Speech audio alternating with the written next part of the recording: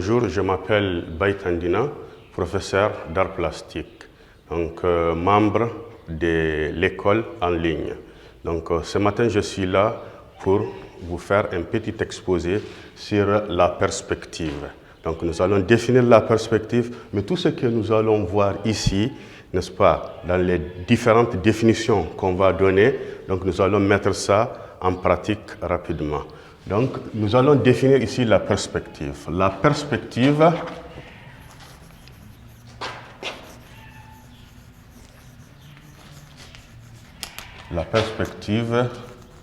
se définit comme étant une vision lointaine.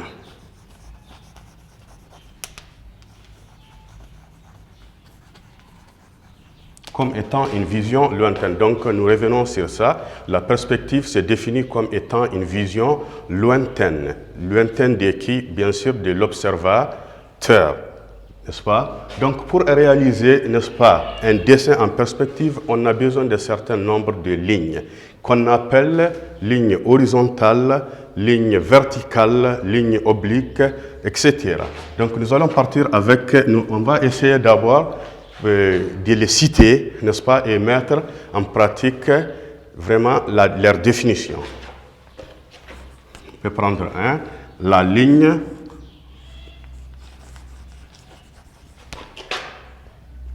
horizontale. Il y a la ligne horizontale. Donc nous disons que la ligne horizontale est une ligne qui quitte de gauche vers la droite. N'est-ce pas? Nous pouvons dire la ligne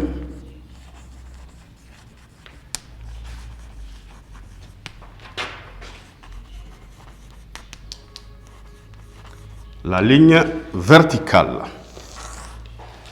N'est-ce pas? La ligne verticale, naturellement, c'est une ligne qui quitte de haut vers le bas. N'est-ce pas?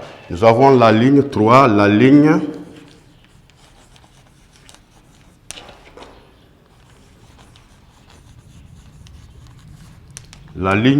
oblique. Donc la ligne oblique, elle n'est ni verticale ni horizontale, elle est inclinée par rapport à ces deux lignes, c'est-à-dire la ligne horizontale et la ligne verticale. Donc voilà en quelque sorte comment on peut définir la perspective et faire sortir, n'est-ce pas, les différentes lignes dont on a besoin pour réaliser un dessin. N'est-ce pas?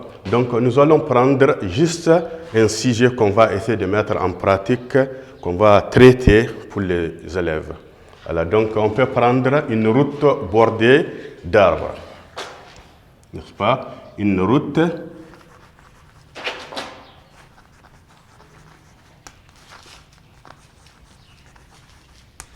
bordée d'arbres. Une route bordée d'arbres. Donc, nous allons mettre l'exercice en pratique. Pour faire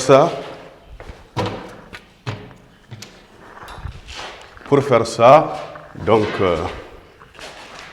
nous avons besoin de travailler dans un format. Donc, on peut prendre un format quelconque. Donc, moi, je vais prendre, par exemple, un format quelconque.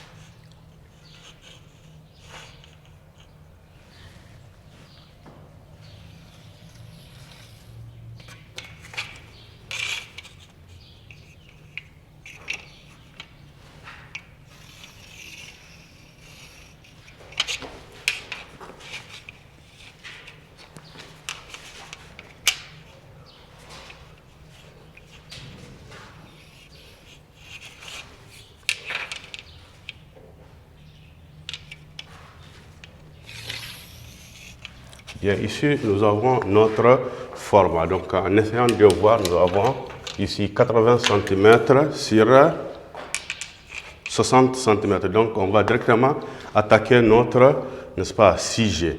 Donc, une route bordée d'arbres. Donc, pour réaliser ça, on a besoin de ce qu'on appelle la ligne horizontale. Donc, la ligne horizontale peut se placer n'importe où sur le format. Donc, on va placer ça ici, presque au milieu. Ça, c'est la ligne horizontale. On a besoin encore de la ligne verticale. Donc, on va placer notre ligne verticale qui pratiquement divise le format verticalement.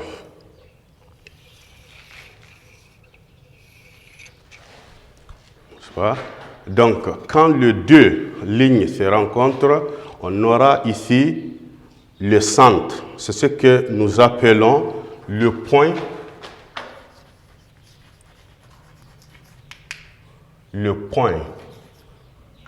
focal. Le point focal ou point de fit. Donc, tous les dessins doivent être, n'est-ce pas, autour de ces points. Alors, maintenant, nous allons placer un autre point ici. Peut-être en mesurant, ça peut être 0,5 cm. On vient de ce côté également. On prend 0,5 cm. Donc, si nous essayons de nommer ce point, on va nommer ça A, ici B, ici C. Donc, le point A doit passer par le point B.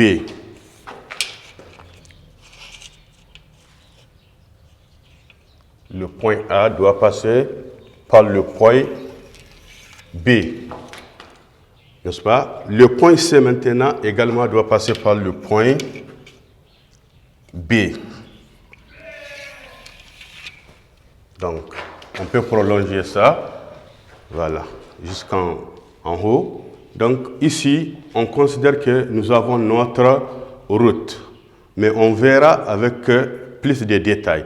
Donc, puisqu'on nous demande de mettre des arbres sur la route, on ne peut pas placer ces arbres directement sur la route. Il faut un petit espace qui sépare la route et les arbres. Donc, on va tenter de mettre ici, de prendre quelques centimètres, peut-être 1 centimètre de ce côté, de venir prendre ici également 1 centimètre. Donc, même si on ne nomme pas ce point-là, nous pouvons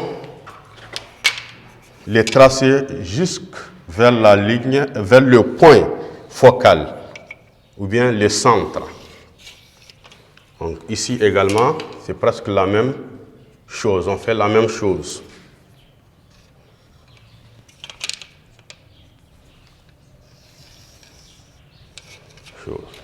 Voilà. Donc ça, on peut considérer ça comme étant l'espace, n'est-ce pas, l'espace entre la route et les arbres. Maintenant, il s'agissait maintenant d'attaquer encore davantage notre sujet, de mettre les arbres sur la route. Alors, on va essayer de placer notre premier pied d'arbre. Donc, on vient ici, on trace ça jusqu'à vers la ligne horizontale. Ça ne dépasse pas la ligne horizontale. Ça, c'est le premier pied d'arbre. OK? Donc, maintenant, il nous faut placer encore un deuxième pied d'arbre. Qu'est-ce qu'on fait si on nomme ici 1. En montant, on va prendre 1 cm. Ici, en montant. Voilà. Comme ça, 1 cm. Donc, ici, on aura 2. Donc, on va tracer ça jusqu'à vers la ligne verticale. On va tracer ça jusqu'à vers la ligne verticale. Donc, une fois que vous aurez ici l'angle droit, ce qui veut dire que le trait est correct, ce n'est pas incliné. C'est ce qui est normal. Donc, en quittant ici, arriver ici sur ces traits, n'est-ce pas, on doit placer notre deuxième pied d'arbre.